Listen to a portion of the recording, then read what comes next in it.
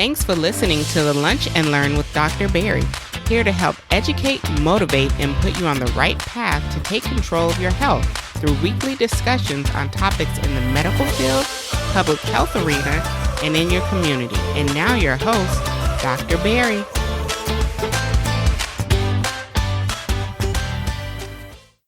And welcome to another episode of the Lunch and Learn with Dr. Barry. I'm your host, Dr. Barry PR, your favorite board-certified internist, founder of drbarrypr.com, as well as the CEO of PR Medical Consulting, helping you empower yourself with better health with the #1 podcast for patient advocacy, education, and affirmation. This week, we have a repeat guest on the show, and you guys love how I bring these repeat guests on because they bring so much value. And she did such an amazing job on our burnout series, and she gave the resident perspective on burnout. And we have Dr. Kristyn Smith, who is a third-year emergency medicine resident. She is she's not done yet, right? It's a 4-year program. She's got about a little bit over a year left, but she is, almost there. And she's going to help bring expertise on this discussion on implicit bias in healthcare, especially during this public health crisis that is going on with the coronavirus, right? So she's going to be kind of laying down the law as far as what is implicit bias. We're going to define it. We're going to see, where has it been an effect as far as healthcare is concerned in different aspects. Again, we'll talk about the coronavirus, but there's a lot of different situations where implicit bias plays a significant role in patient care. And we're going to talk about how that influences not only burnout, but also influences patient care as well as influences physician satisfaction in what they're doing, right? So getting ready for another amazing episode here on the Lunch and Learn with Dr. Barry. This podcast is sponsored by the Lunch and Learn Community Merchandise Store, living out the motto, empower yourself for better health. At the store, you can get your favorite t-shirts, coffee mugs, even wristbands, and more. For a limited time, you can get 10% off your next purchase using the coupon code EMPOWER10. That's EMPOWER10, EMPOWER10. You just go to shop.drbarrypr.com to pick up your purchase and get 10% off today. And remember, 50% of your purchases will be donated to the 5-Star Scholarship Foundation, a nonprofit organization for high school students. All right, Lunch and Learn community, you just heard another amazing introduction that may sound a little deja vu, and you are correct.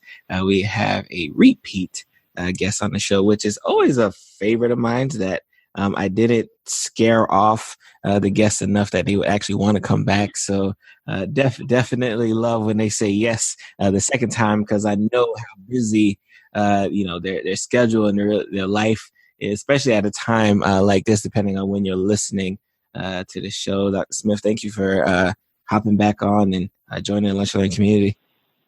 Thank you. Thank you so much for inviting me back on. I look forward to talking. As we were just talking about, it's been an interesting time, so I look forward to discussing implicit bias today. Right, and this is such an important topic, especially with everything that's kind of going on right now. And when we first spoke with Dr. Smith, she kind of mentioned like, hey, if you ever want to talk about this topic, I would love to come back. And I definitely called her out on it. And I said, with everything going on, I said, this would be the perfect time to have this discussion. And I know the perfect person to have the discussion with. So definitely, thankful that we were able to kind of get her back onto the show and really help educate the Lunch and Learn community on really what is implicit bias, and most importantly, really how has it kind of penetrated healthcare. So for those who may not have caught your first episode, right? Give them a quick introduction on who you are, where you're at in your life right now, so we can get right into the nitty gritty. Great. Yes, so I'm Kristyn Smith. I'm an emergency medicine resident. I'm a third-year resident in Philadelphia, Pennsylvania. I'm originally from Georgia, and I went to school up in Cleveland, Ohio at Case Western.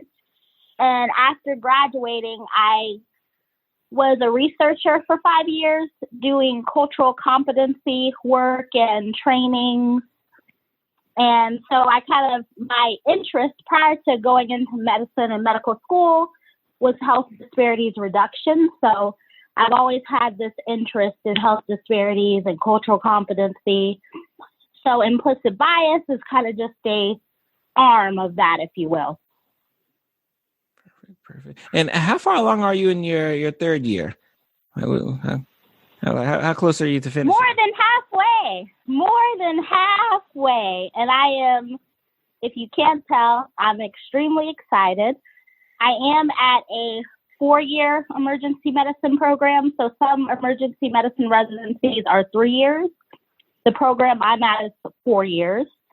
So I am more than halfway through third year.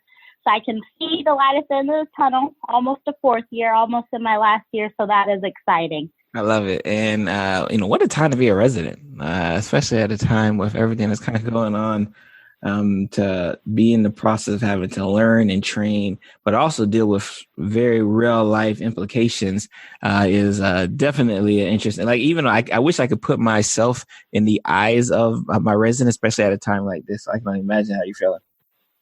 Yeah. I mean, I really commend the administration at my residency for just trying to stay on top of everything. We get multiple emails daily on new coronavirus updates and practices and what we should be doing in terms of screening patients and testing patients. So, it is a very interesting time to be a resident, but we're all making it through. I love it. So the topic of discussion today, implicit bias, is definitely something that I see on a day-to-day basis. It's something that we try to teach and train our, residents and even our faculty to, try to reduce and really eliminate that process, especially when it comes into like our way of practice, right? What when we talk about implicit bias, like what does that really kind of mean to you? So implicit bias to me, I like to kind of break it up into the 2 words or the 2 terms. So, I mean, most of us know what implicit means. So implicit, just using like a simple definition, it's a belief or thought that you may be unaware of. So it's something that you think, but you're not realizing that you're thinking this. And then obviously bias is, it can be positive or negative. I think a lot of times we talk about bias in a negative way, but it also can be positive. Bias is a preference for or aversion to a particular characteristic or thing or group or kind of anything. So if you put those 2 words together, implicit bias is really like this subconscious belief that affects our views of other people or other groups. And that's kind of how I like to think about it.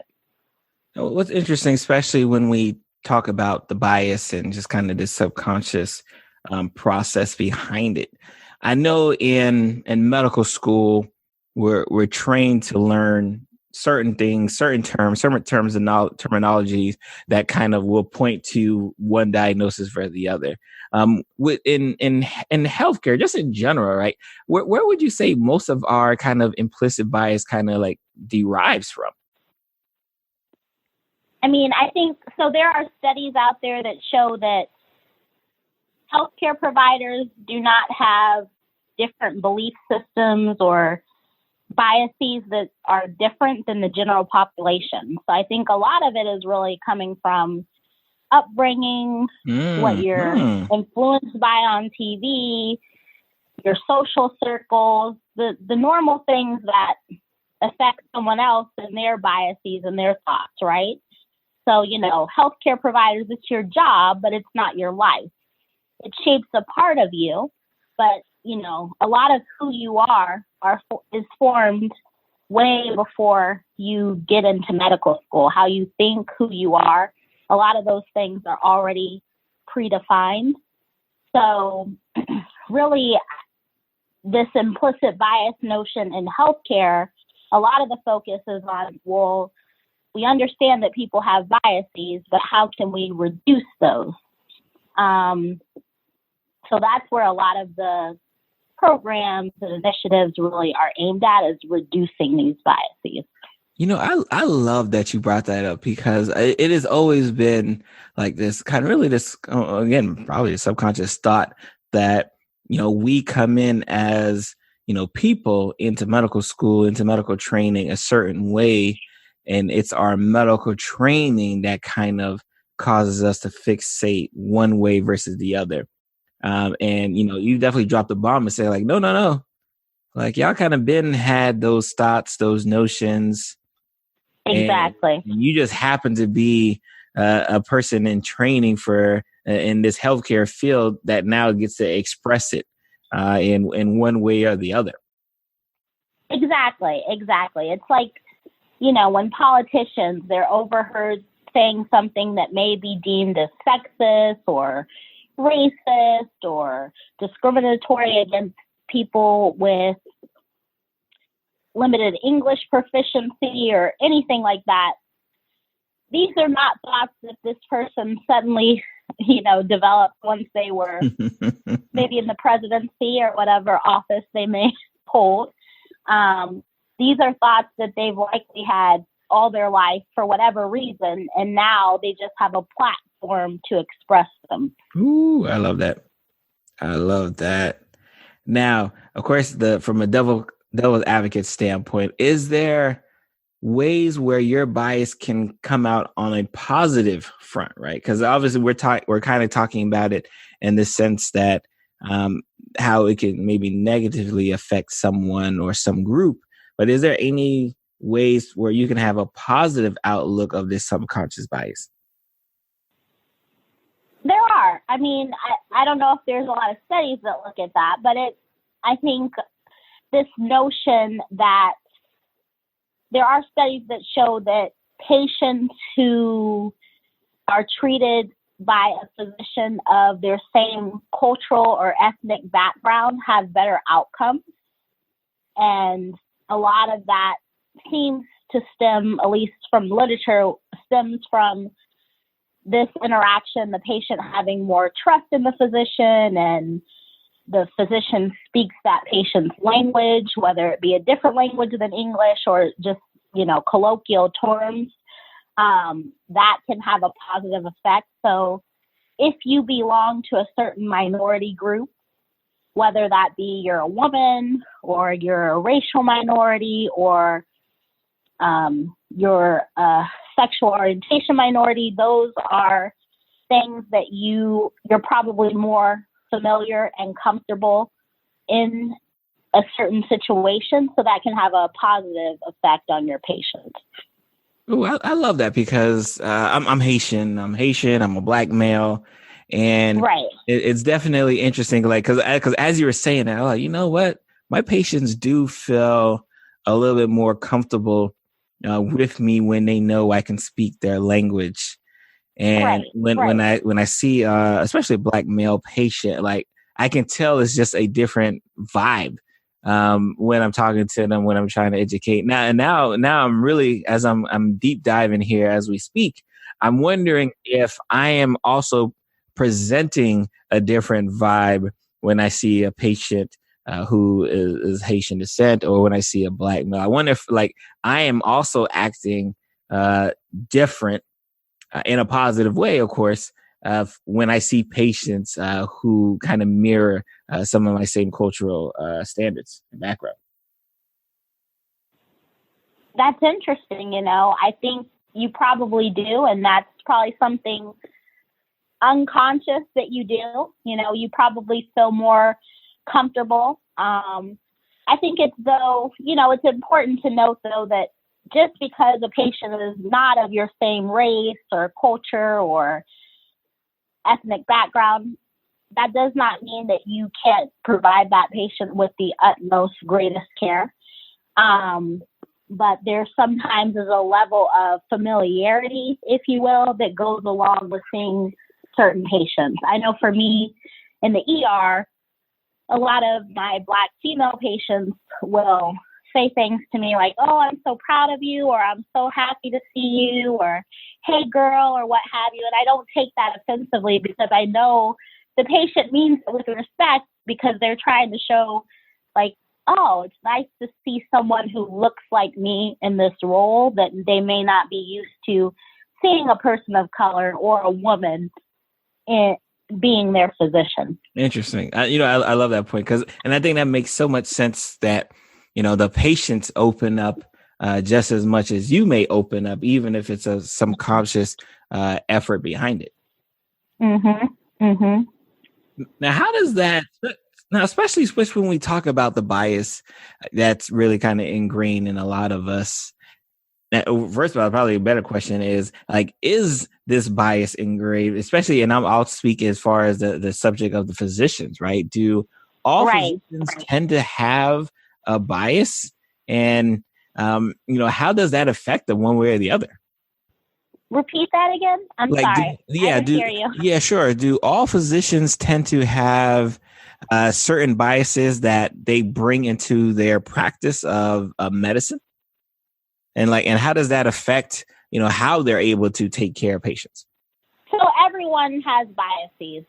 Every single person has biases, right? So the definition is just you have a preference for something or you have aversion to something, I mean, most people have a favorite color or a favorite celebrity that they think is their celebrity crush, and, certain physical characteristics that people like.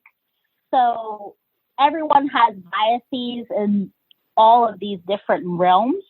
So yeah, every physician likely has some bias. I know something that's talked a lot about outside of the racial ethnic bias and sexual orientation bias is weight bias, right? So that is let's go. Topic. Yes. There's a lot of studies that show. Right. Let's really get into it. Right. So there's a lot of studies that show that physicians have a preference for patients of normal weight, right? Because obviously we're always taught in medical school that excess weight, obesity leads to every single medical problem that there is out there. Hypertension. Ain't that the truth? Ain't that the truth? And it's true, right? So this is not made up. This is true. We're all trying to get there, trying to do better in terms of eating right and exercising right.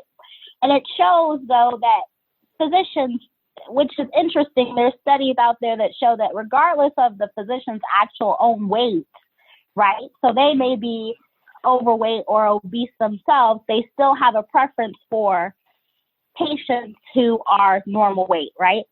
And also that physicians have this negative bias that they feel like they shouldn't counsel their overweight patients on exercise and eating right because they're not going to do it anyway. So why waste their time trying to counsel someone on healthy lifestyle change when the person isn't going to do anything? Although it's interesting because there's also literature out there that shows that, 5% reduction in body weight has a 25%. I'm sorry, I'm not quoting the right statistics, but a very small percentage of reduction in body weight actually has a fairly good reduction risk in developing hypertension and diabetes. So it's interesting that these negative thoughts are out there, given that really, it's from the studies and the literature, a lot of patients are receptive to listening to their physicians when it comes to lifestyle change. And I had Dr. Sylvia Bowley on a few episodes, and she talked about how there's sometimes even physician guilt to counsel their patients on their weight, especially those who tend to be overweight, because it's if I'm overweight, there's no way I can tell my patient to lose some weight. And if I smoke, how can I tell my patient to stop smoking? And I think that's where you hit it on the head, that because we have our innate biases kind of already ingrained into us, we can see how pretty directly it can somehow affect the way we practice just our general basic medicine. Exactly. I don't know if you saw that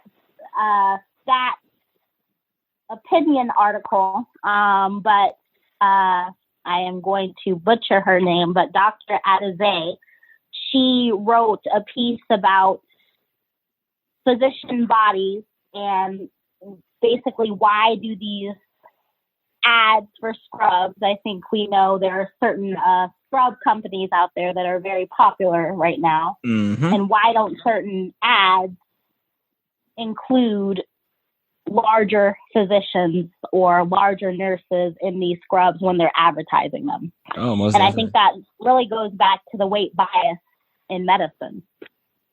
That is so like, and honestly, like, I don't know if me and you are thinking about the same scrub company, but like right when you said that, I'm like, you know what? I think we are. that company that that starts with an F never has any larger. Not now that you said it, like you are so 100% true. Right. Well, that wasn't actually something I even thought about till I read this article. So, kudos to her. What's interesting, especially as a physician who has these biases, and we can see how there's some positive, but obviously some negative effects, like at least in the way the physician practices. What has been some of the issues that now the patients have to experience, right? Like again, and we can use the example of the obese patient who walks into the office. What are some of the biases that they're like running into without even having to even open their mouth? So much, right? So I know. So we are I work in the ER, right? I'm an ER resident, and we get haste. So haste are kind of loudspeaker announcements that come through and kind of tell us if we're getting a critical patient. And a lot of times if we have a larger patient coming in, it'll be, 50-year-old male coming in with respiratory distress, bariatric bed needed.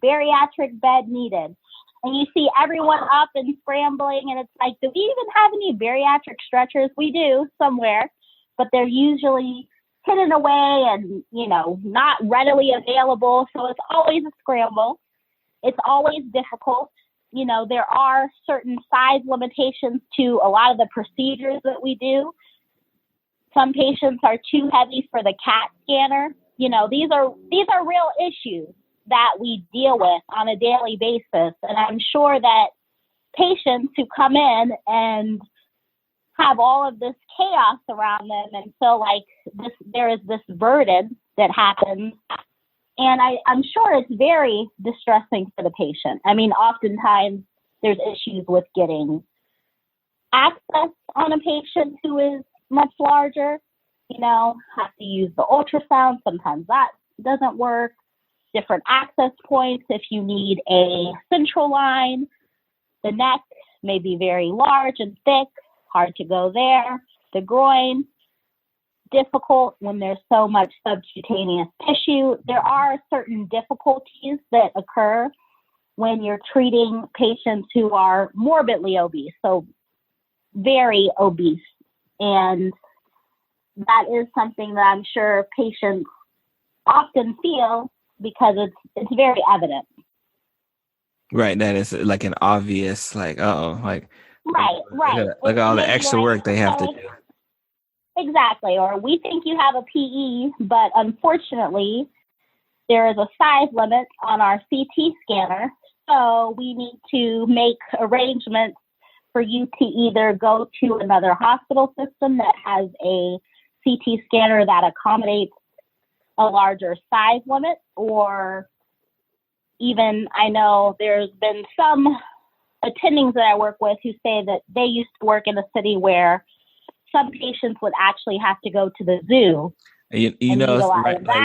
Right when you said that, we've definitely had to send a patient or two to the zoo just to get scanned because we just did not have the image capacity to do it. So we said we definitely had to send somebody to the zoo before. Right, and how would that make you feel if you come in short of breath, all these issues, you're scared. It's like, well, we've got to send you to the zoo with the animals to be scanned and so we can diagnose you. That cannot feel good by any means. Oh, most definitely not. Right. And I can tell you, especially as a hospitalist, and this is actually something that, like, as we speak today, of recording, I had to have this conversation with my residents, because we will typically get patients who may come in for, issue A, but maybe in their past medical history, they've had, multiple orthopedic surgeries or orthopedic back surgeries or some type of surgeries that require them to be on pain medication. And I can see, even as the residents are, trying to present their case, the way they're painting the patient as what we typically will call like pain seeking and opioid dependent or chronic pain syndrome. Like the way they're painting it, I can see that it's not as if they're painting it really to kind of help me, get to point Z with their study. It's more to try to say like, hey, look, this person likes their pain medication. And I remember having to educate them and say, hey, understand that, when someone goes through an accident, when someone goes through pain, they get treated with pain medication. Unfortunately, if they get treated with opioid medication, they probably may still need to take that same opioid medication. So we can't like have this cloud in our mind, like, oh, this person can't be in this much pain because look at the pain medication. Oh, like, no. Like we still have to treat them, like we would treat any other person who just happens not to be on, those controlled medications. So I could definitely see how our pain management, related patients, run into this probably all the time, especially when they come to the hospital. Right.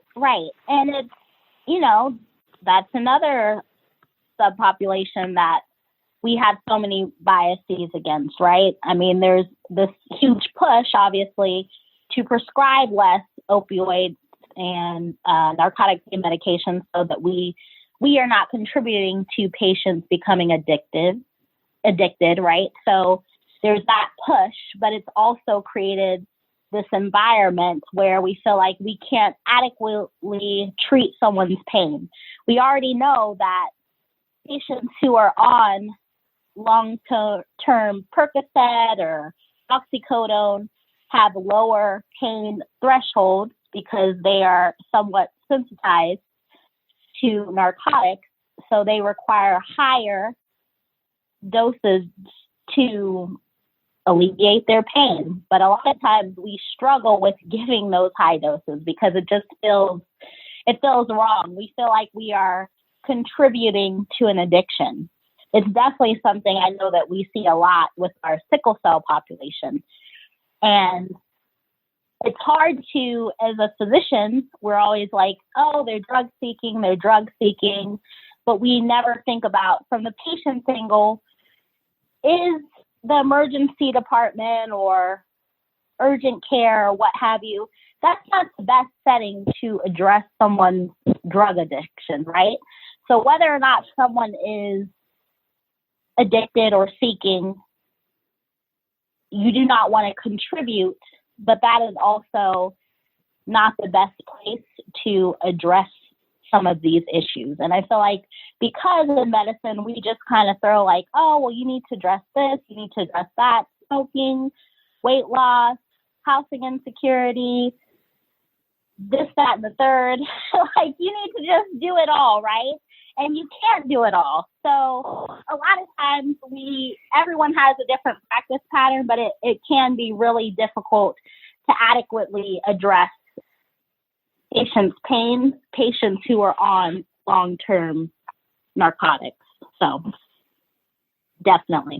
Definitely, and those are just a few of the examples that I know patients unfortunately have to run into a brick wall when dealing with the level of implicit bias that is really innate in us. And I know Dr. Smith really hit it on the head when he said that, again, it's not necessarily something that once they became a doctor all of a sudden, like the field of medicine kind of embedded it in them. No, they probably had this before, and unfortunately now they have a certain title, that allows them to kind of wield some power over people, which really is unfortunate with kind of everything that's going on, especially as we record this. And, before we started recording, we were talking about just kind of our hospital's efforts in dealing with what is now we know is a pandemic of the coronavirus. Right. And what's interesting, especially with the coronavirus, is that, of course, our efforts, could, there's some question as far, especially here in the U.S., as far as how well prepared we've been, or even are as we speak. But what's interesting is that we're even seeing, this level of bias really start to, kind of creep in. And I think, unfortunately, is really affecting, populations in two different ways, which I think could be very detrimental in the future. Totally. I totally agree. It's been interesting. It's been an interesting time. I know I'm in a few physician Facebook groups, and I've seen where people are posting that, they're getting patients who are concerned because they were on a bus seated next to an Asian person. And now they are coming into the hospital because they feel they need to be tested for coronavirus. There's been patients that have a chief complaint of, I ate Chinese food and then 2 hours later developed a cough. Now I'm coming in to be tested. This is not implicit bias, right? It's explicit bias. It's just outright racist and ignorant. But I do think that it's interesting because it's a very interesting time. Ironically, though, I have not really seen, because I know besides China, Italy is the country that's second largest. Yep, second largest hit. Affected. Yep. Exactly. So I have not, though, seen anybody say that they've eaten pizza or Italian food and they're coming in to get tested. Exactly. Right. So and we have to look at that. That's a huge point. That is so big, because we have these biases that not only is this, and again, for lunch learning community, if you don't know what the coronavirus is, maybe you're living under a rock.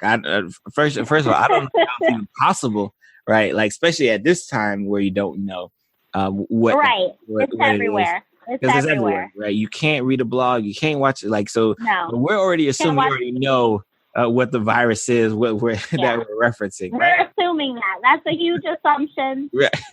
See, that's our bias, right? That's our we did that's our bias, right? we have made an assumption that people know what we're talking about, but yes. So, and it's so interesting, because I'm seeing on social media where now people aren't even frequenting like their establishments. People aren't going to their grocery stores. People like doing stuff that makes absolutely no sense in the world. But all they recognize is like, oh no, this is the virus, where the first reported cases happen to be in China. And like, now I'm going to block off everything China related in the whole world. Which, I hope as we say it out loud sounds just as crazy, because that's what some people are actually doing. Right. I'm hoping people are like, wow, that doesn't make any sense. I should stop that, right? Use some logic. And that's where, especially when it comes to bias, like I think that's such an interesting point, that a lot of times, like, we'll throw logic right out the window if we have a bias that we believe in, that we don't want to be seen as deemed wrong. So we'll throw all the logical explanations where our bias could be wrong right out the window, just to say like, oh no, I know what I'm talking about. Right. And bias, obviously, in healthcare, when physicians have it, or nurses, any healthcare staff, it can affect how a patient is treated, how they're worked up for a condition, the medications they receive, the management they get, it can affect their ultimate health outcomes. And in society, it can affect someone's safety, right? It can be life or death. I was watching this video clip that the Shade Room had posted. And if people don't know the Shade Room, it's like a blog or a social media site. Anyways, you shouldn't know about that. But if you do know about it, there was a clip of, it was a Black man on a subway, and he was sitting next to an Asian man. And the Asian guy coughed. One cough, little cough. And the Black guy starts to yell at the guy and shout obscenities, and he pulls out, like, he was using Febreze, not Lysol or anything, but he was using Febreze and spraying it on this gentleman, right? So that's assault. And I was just horrified by the video because it just made no sense. And it just shows that people are having so many thoughts in their head, and they're being very racist, very xenophobic, and it's scary, right? I mean, what if this person would have had a weapon on them? Would he have stabbed this guy? Would have he shot him? Over nothing. Before a few weeks ago, you'd be around people, they'll cough on you, they'll sneeze on you, they'll vomit on you. No big deal. It's really, it's crazy. It's crazy. I saw a meme I think it wasn't a meme. I think it was a tweet that someone said that before, when you would sneeze, someone would say "bless you," and now they just look at you like you're crazy. And I thought that was so funny. In so many different ways, because again, we have now unfortunately, especially again, this is where we're going back, even outside of healthcare, the general public is not even allowing people to do normal functions because they are already saying like, no, if you do that normal function, aka sneeze, aka cough, right, aka have a runny nose, like you must have the pandemic virus, right? Like that, we're going and lunch learning community. I hope it sounds crazy as I'm saying this because a lot of people are doing it. So I hope it sounds like I hope someone ain't do it. Like, yes, someone's actually doing it. You aren't allowing people to sneeze. You aren't allowing people to cough in public anymore because you think they have to have the virus now, which is really a problem. Right. And you're also, for everyone, but you're also really acting like that towards Asian Americans who may be having these symptoms, right? So you really need to check yourself.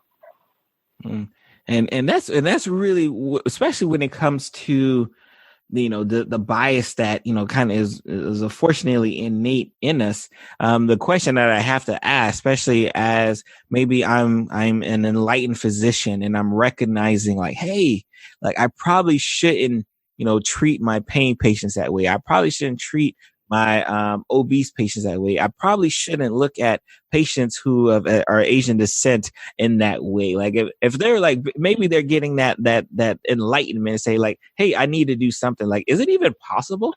Right? Like, is this something that like I'm just kind of stuck with, and the way I kind of process my thoughts?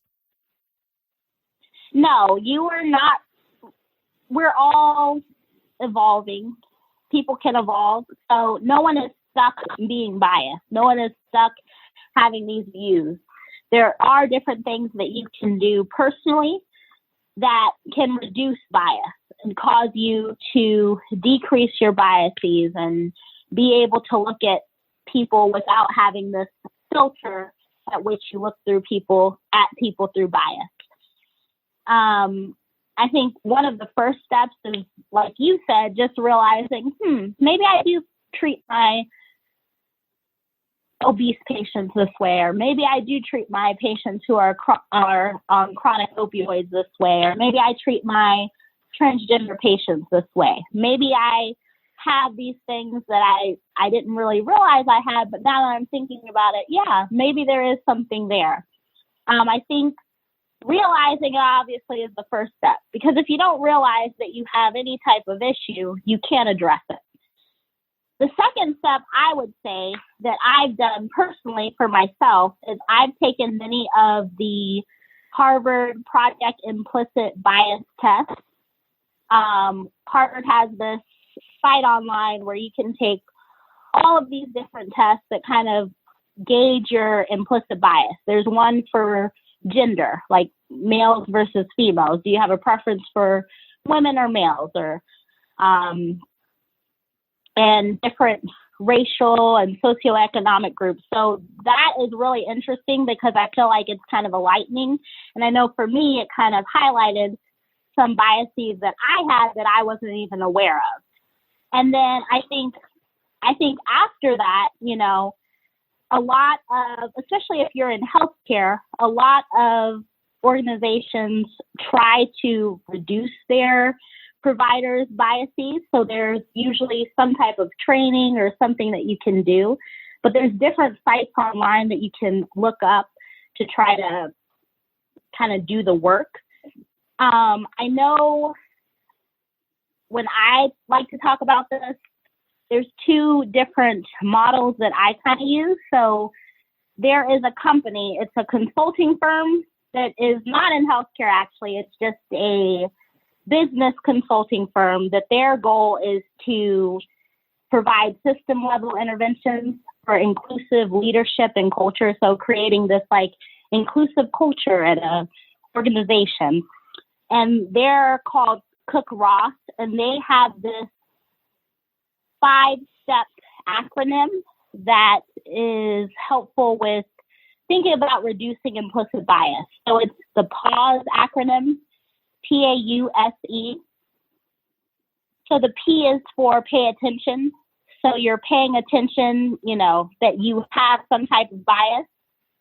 A is acknowledging your reactions. So acknowledging your own reactions of what's happening within the encounter, within the thought. U is understanding your reactions and judgments. So understanding, kind of thinking about where do your biases stem from? What made you have a bias towards a particular patient or a particular person? S is searching for constructive strategies to try to reduce the bias. And then E is executing on that strategy. So obviously in a patient-physician encounter, this is not something, you know, you're not going to go through like PAUSD when a patient is coding or something like that. But these are things to think about. You know, maybe you've had a difficult patient encounter, or maybe you've noticed that, yeah, my patients who identify as lesbian, maybe I do treat them, I say things that maybe are insensitive, and how can I address that? So this is kind of an acronym to help you kind of develop some strategy and how to think about it in terms of trying to reduce your own bias. Oh, I love that. And Lunch Learn Community, we definitely will make sure we have a link to that in the show notes so you guys can take your own test. Because again, I think like Dr. Smith said, you know, first things first is just kind of recognizing like, hey, I might have a problem, right? Right. Because if you're in the same social circle and you're same value, same way you're growing up, so if you don't think what you're doing is wrong, you'll never even go to assess it. Exactly. And while we're talking about the coronavirus, I just want to. I know we talked about the race aspect of it. I'm seeing a lot of bias, and then I've had to talk to some of my health professionals. There's a lot of bias against, and I guess against young people, right? When it comes to this disease process, for some reason we have believed ourselves that this is really an old person's disease. So I would definitely love for us to stop that like as soon as possible. Exactly. Because, the numbers are definitely there to show that like, no, you can be young and have a problem with this disease as well, too. And that probably shows in the fact that we still have, a lot of people who tend to be younger, unfortunately, still, go in large group settings and still do stuff that you probably shouldn't do, at least especially with, the way it's unfolded in different countries. So yeah, definitely I'm even seeing a bias against old people, where it's like, hey, it's a disease that's only going to affect them. So whatever, I'm good. I'm just going to get a little cold and be about my day. And I definitely want to let lunch learning community know, like, no, you can be young and catch these problems too. Don't. Exactly. So don't do that. Exactly. I mean, you can be young and have a severe disease and end up on a ventilator and even die. You don't know how the virus may affect you. So I think that the numbers do show that more severe cases are more prevalent in elderly patients people over 65. However, that does not mean that someone younger can't get it, because we see that people younger in their 20s are getting it. I think the Italian data is showing that there are several people in their 20s and 30s who ended up on ventilators. So this is not a disease that doesn't affect certain groups. I've seen out there that it doesn't affect young people, that it doesn't affect Black people. These are just false fallacies that are not true, right? It's fake news, right? So it is important that you stay vigilant. Also, there's this thought of someone being an asymptomatic carrier, right? So you have no symptoms. And obviously, if we had more tests available and we're testing everyone, maybe you would test positive. And although you may have a very mild disease and having mild symptoms, you could potentially pass it on to someone else who will have a more severe case. So that's really what's behind this whole notion of social distancing and staying out of group settings, because really you're trying to do what you can to protect your fellow citizens. Yes. And I know this is a question, before we let you go, I think especially with, first of all, great discussion today. So I do have to ask, right, and maybe see if you maybe believe this is true. Is it even possible, right, to even avoid bias, right, especially in our healthcare setting and the way we practice? Is that even like is it merely like a goal that we like, hey, if everything was all good, like we'd have zero bias? But is that even something that's possibly to be attained? I'm sure some would say it's possible, but I don't believe it's possible.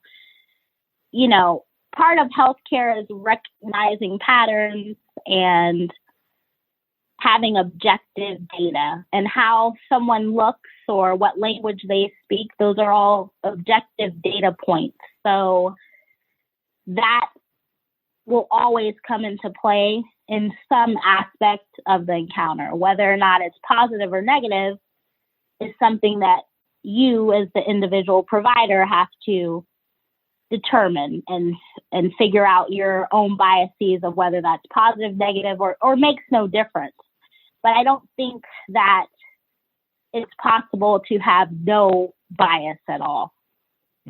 And that's something I kind of agree with as well too. I think, and we talk a lot, especially when it comes to medicine. A lot of it is kind of pattern recognition, and a lot of the pattern is really based on the person, the way they're presenting, the way they're talking, the way they're in their bed, the way they're grimacing. Like a lot of things, their labs, like a lot of things just kind of lead to one thing after the other. So if you don't have that, that sense of like, okay, if I see this happen, like subconsciously, it can, slow you down and really help you not be able to take care of the patient.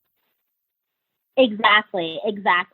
And I know we're kind of getting to the end of our talk, but there's so much that we didn't get to talk about. The maternal mortality disparity, that's huge, and that has a lot to do with bias, but we obviously don't have time to talk about that. But I did just want to highlight, I know last time I was here, we were discussing burnout from a resident's perspective. So physician burnout is something that's talked about a lot in the media and in the literature.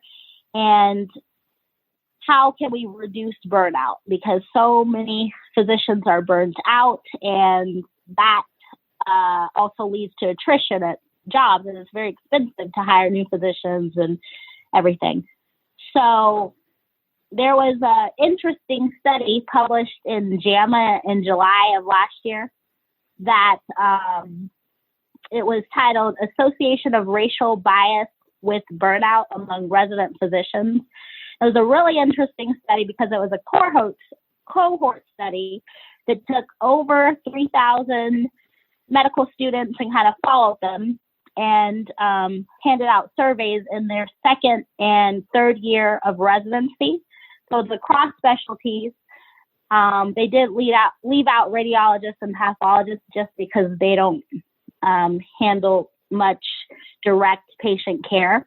But that study actually found not only that a large amount or a large proportion of the resident physicians in that study were experiencing burnout, but they also found that they had explicit and implicit biases towards Black patients. So the study was interesting in that it took 3,000 residents who self-identified as non-Black. So they could be Asian, Latino, Native American, but not self-identified as Black. And why they chose Black patients, I'm not sure.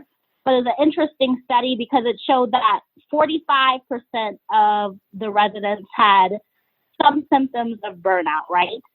And then it also showed that among the physicians, they showed that the higher the burnout score was, so they did these different surveys, and the higher you scored on this burnout scale, the more likely you were to have explicit and implicit racial biases against Black patients. And I think that is like extremely interesting.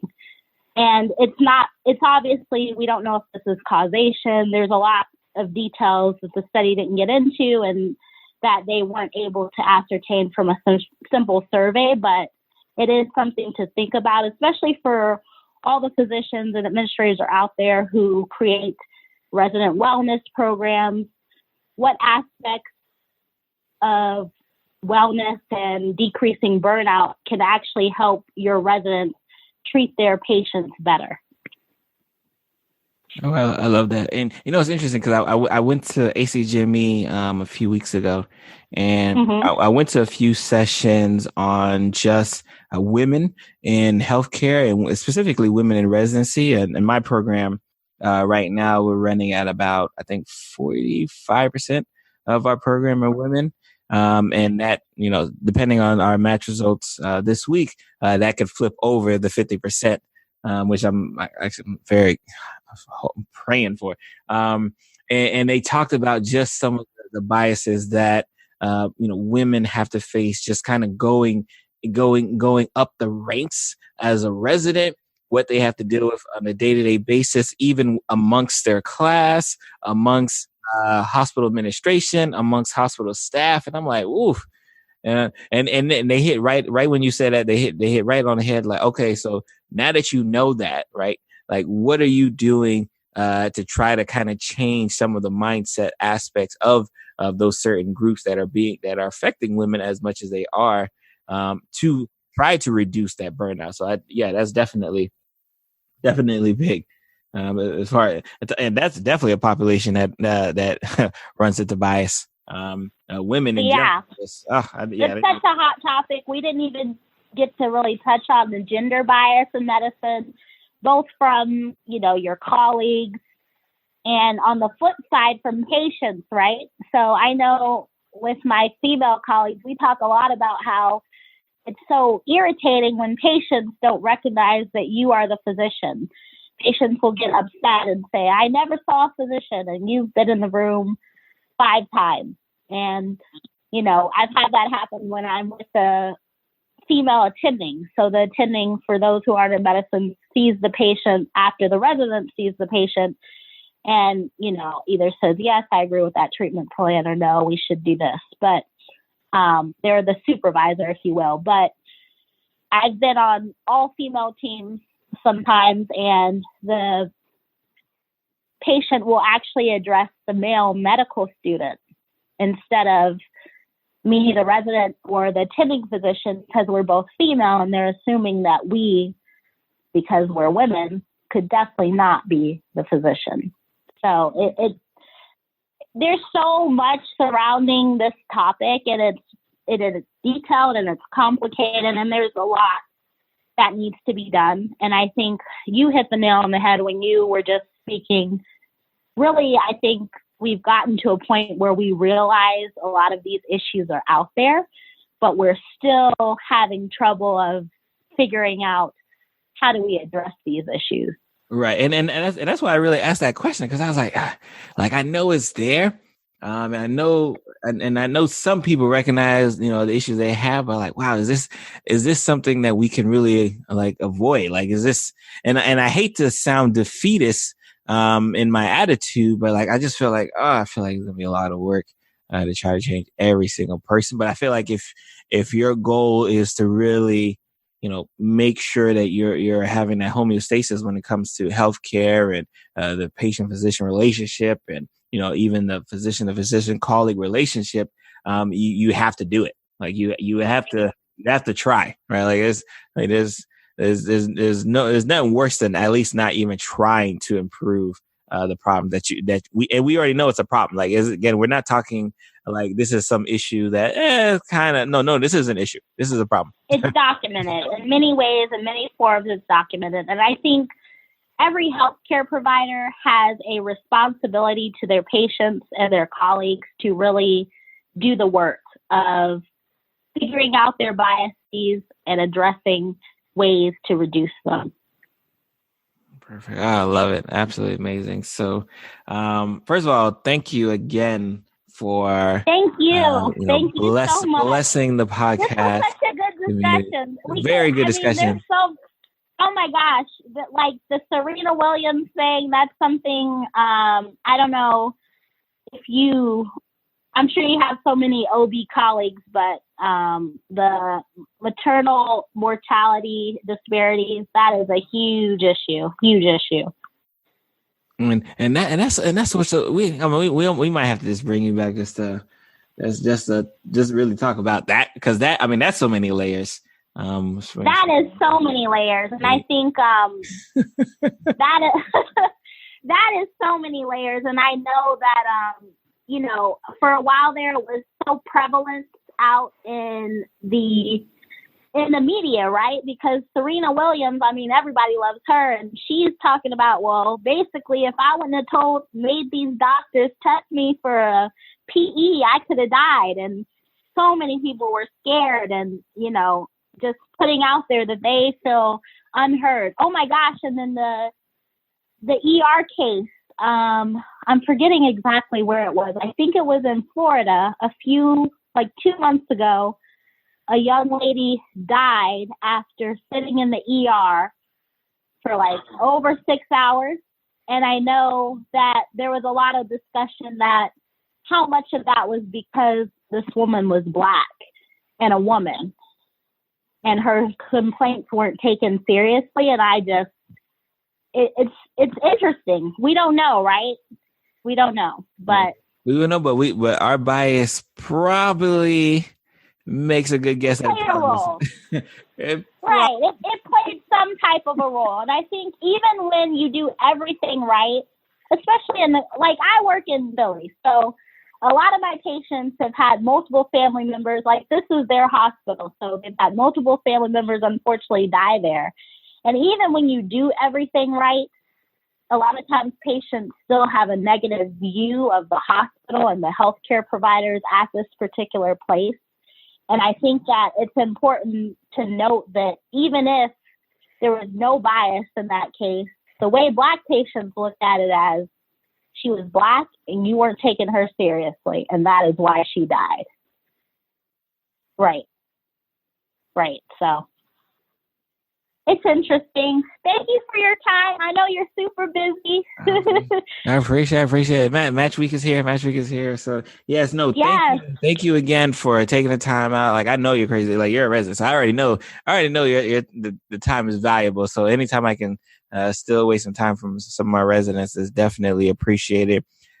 Where can people find you? Where can people hawk you down and follow your growth, follow your life? So you can follow me on Instagram at KJ Dr. Dr. So dr.kjsmith. That's my Instagram, and my Facebook is Dr. _ Kristyn J. Smith. So. And remember, Lunch Learn Community, all of these links will be in the show notes. Again, Dr. Smith, thank you so much for another amazing episode on such an important topic, especially during such an important time as we are in as we speak. Thank you so much. Thanks for having me on again. I really appreciate it. Thank you for coming to the end of the episode. It is yours truly, Dr. Barry Pierre. I want to give my undying thanks to you for your support. Just getting to the end of the episode means that you at least enjoyed today's episode. Hope you were empowered by today's episode. Please remember to share this episode with at least 2 people that you know that would be greatly affected if they did not listen to today's episode. And if you have not already done so, subscribe to the podcast. Leave us a 5-star review, especially on Apple Podcasts or wherever you can leave a review. Leave a review there because your support is so valuable for what we're doing here on the Lunch Learn and everything with Pierre Medical Consulting. And if you have not done so, go ahead and join the listserv. To join the listserv is very easy. Just grab your phone right now. I'll pause. Join the listserv. You want to text Lunch Learn Pod. This is all going to be one word, Lunch Learn Pod, to 44222. And you'll be on the listserv. You'll know exactly when new episodes are coming out. You'll know about new episodes before they actually come out, because I usually tell my listserv members, hey, this is what I'm working on. These are the guests that you should expect to hear for the week on. Thank you, guys. You have a blessed day, and I'm going to see you guys next week.